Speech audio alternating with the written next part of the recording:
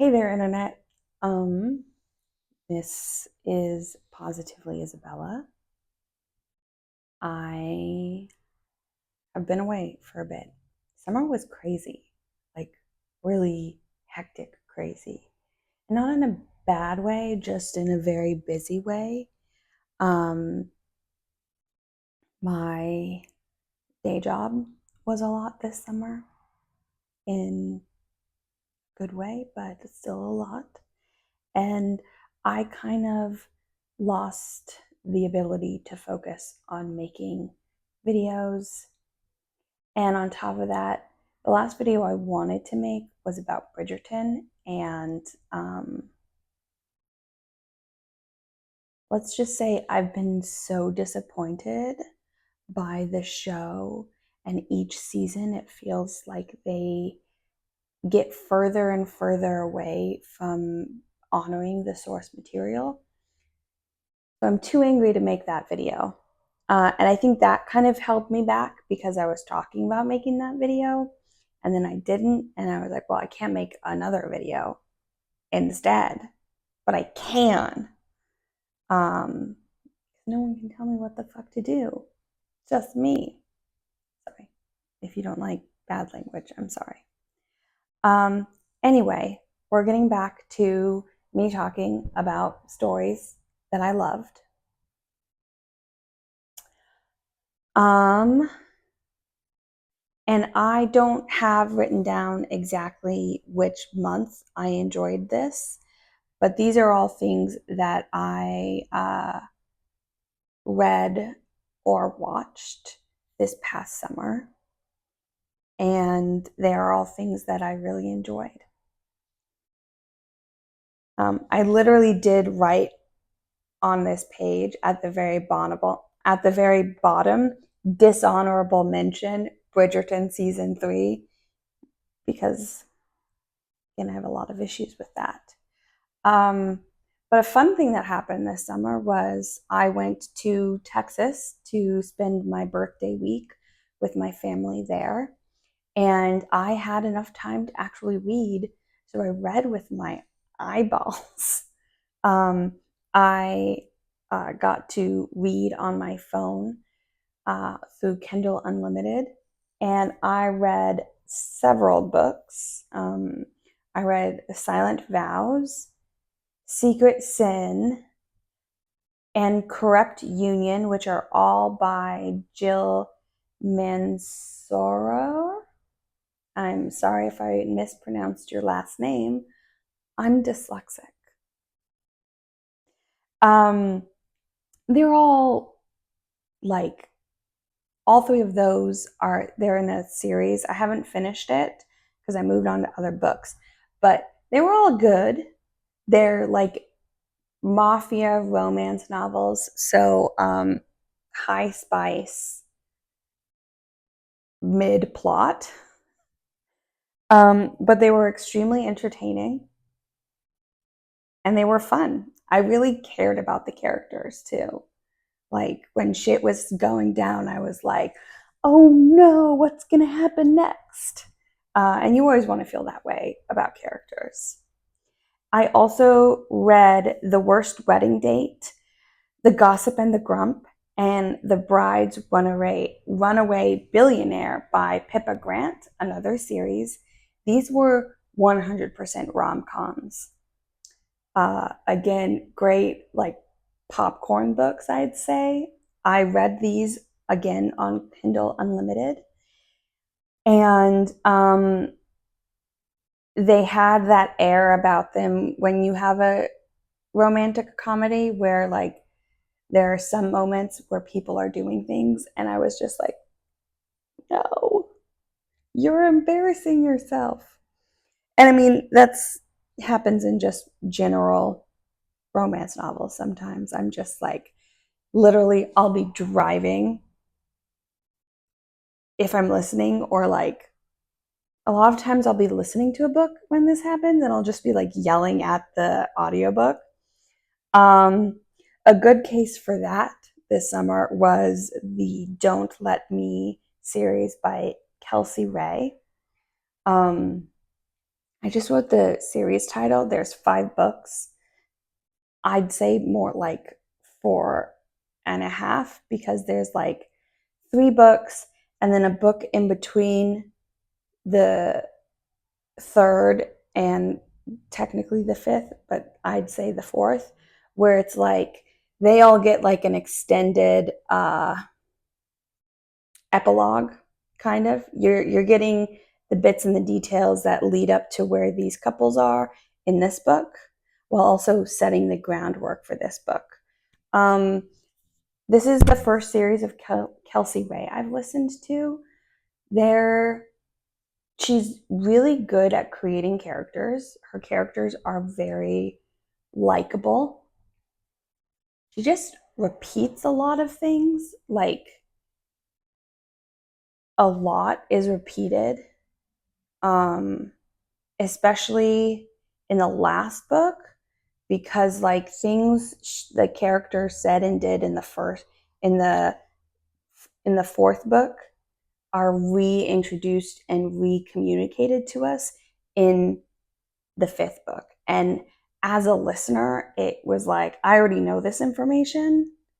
Um, and also because these characters repeat thoughts when they have the conversations about those thoughts, it feels like this is like the 6th or 7th time you're going over this information, which makes the scenes that are important scenes feel less good.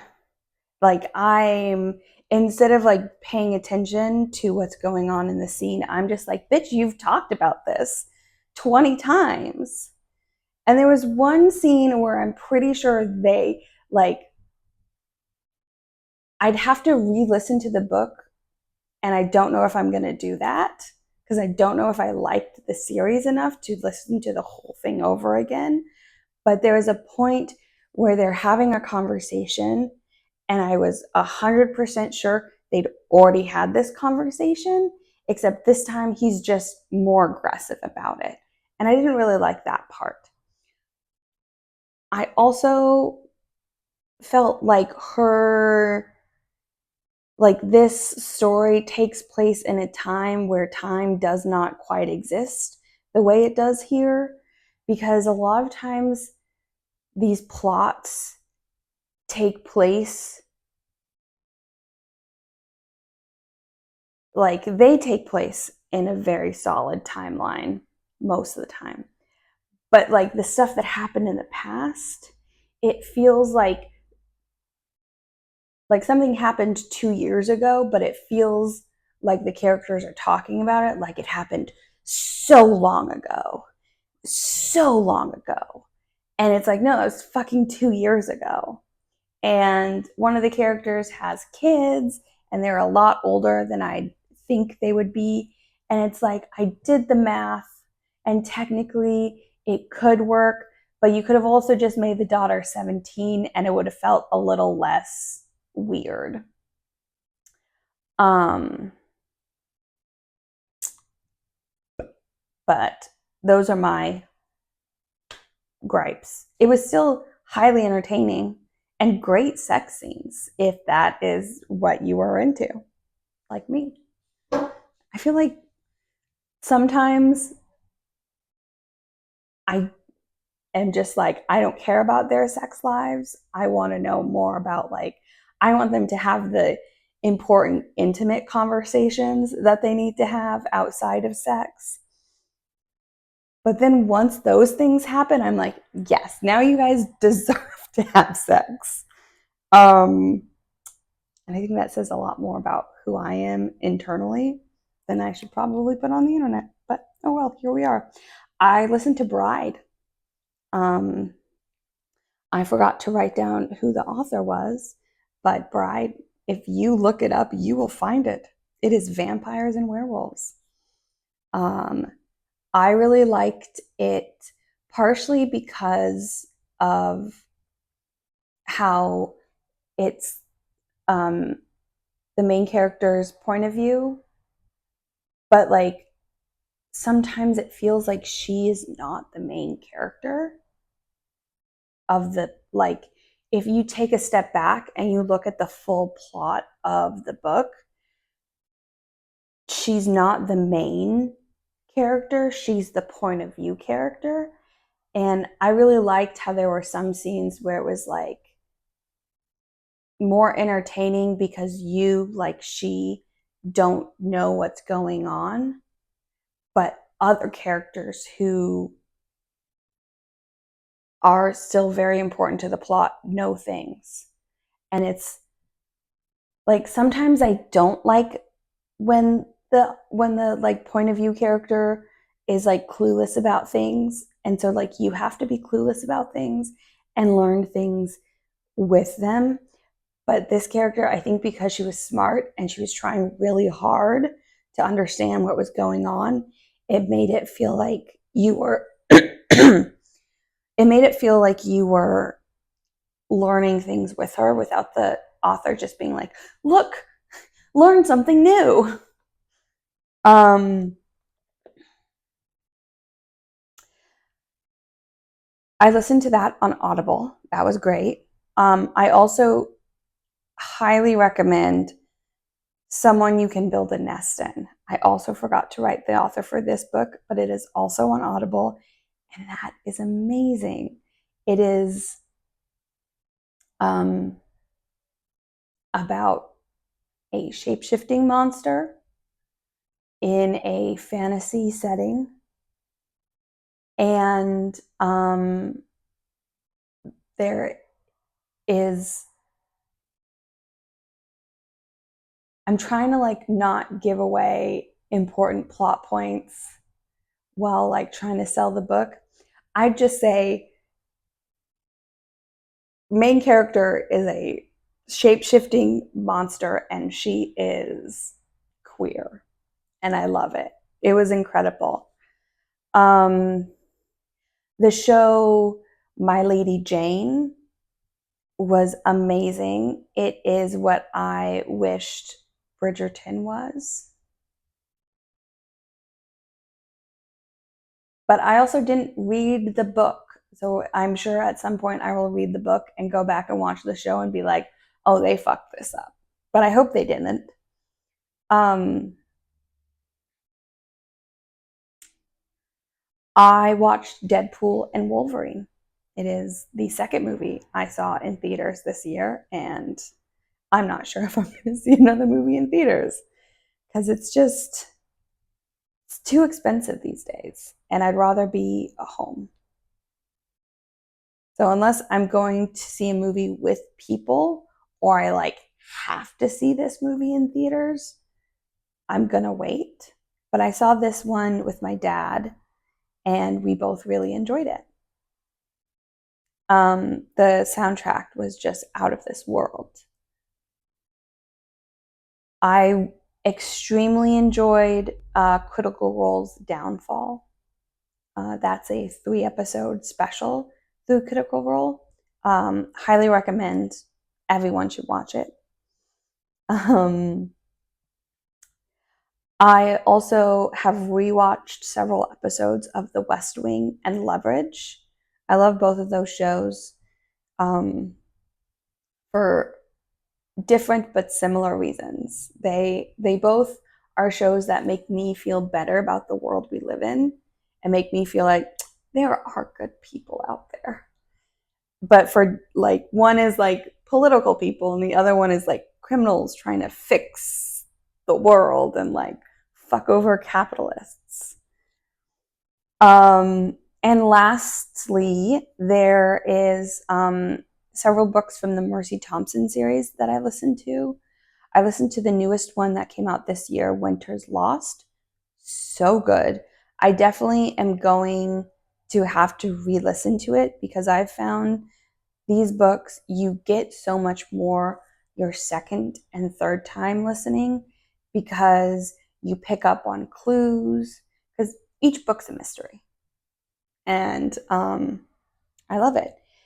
But because of how much I enjoyed Winter's Lost, I was like, I need to go and re-listen to everything. So I've also listened to Moon Called, which is the first book in the series, and Blood Bond, which is the second. I took a break from listening to the Mercy Thompson to listen to the Don't Let Me series.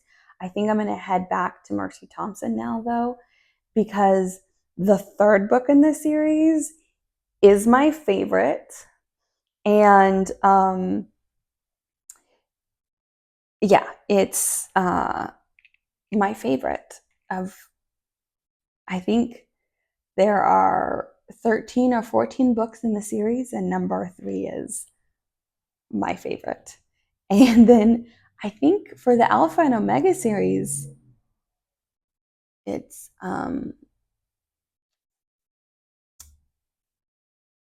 first one is witch, second one is the werewolf. Yeah, and the third one is also my favorite. um Although out of everything Patricia Brigg has written, the Alpha and Omega novella is the one I listen to the most. Hey, Layla.